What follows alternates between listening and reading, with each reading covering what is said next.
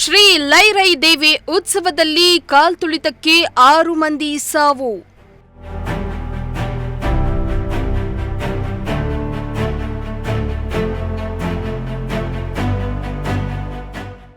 ಸಾವಿಗೆ ಪ್ರಧಾನಿ ನರೇಂದ್ರ ಮೋದಿ ಎಕ್ಸ್ನಲ್ಲಿ ಸಂತಾಪ.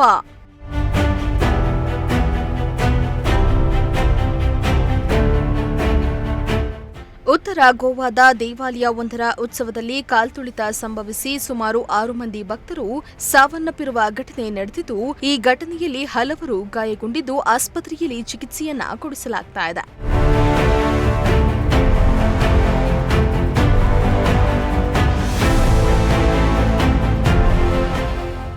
ಹೌದು, ಪಣಜಿಯಿಂದ ಸುಮಾರು 40 ಕಿಲೋಮೀಟರ್ ದೂರದಲ್ಲಿರುವ ಶಿರ್ಗಾವೋ ಗ್ರಾಮದಲ್ಲಿನ ಶ್ರೀ ಲೈರೈ ದೇವಿ ದೇವಸ್ಥಾನದಲ್ಲಿ ಇಂದು ಬೆಳಗಿನ ಜಾವ 3 ಗಂಟೆ ಸುಮಾರಿಗೆ ಘಟನೆ ಸಂಭವಿಸಿದೆ ಎನ್ನಲಾಗಿದೆ.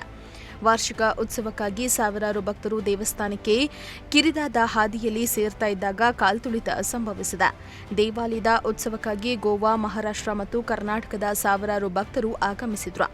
ಆದರೆ ಈ ಜನ ಜಂಗುಳಿಯಲ್ಲಿ ನಡೆದ ಕಾಲ್ತುಳಿತಕ್ಕೆ ನಿಖರವಾದ ಕಾರಣ ತಿಳಿದು ಬಂದಿಲ್ಲ ಎನ್ನಲಾಗ್ತಾ ಇದೆ.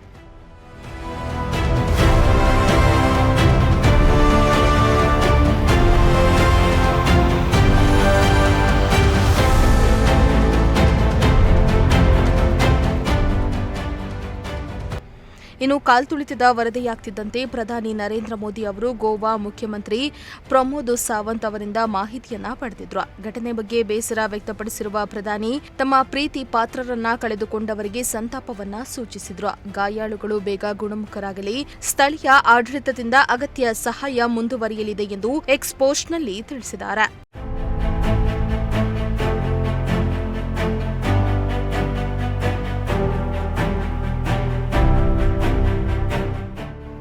News desk, Prajashakti TV.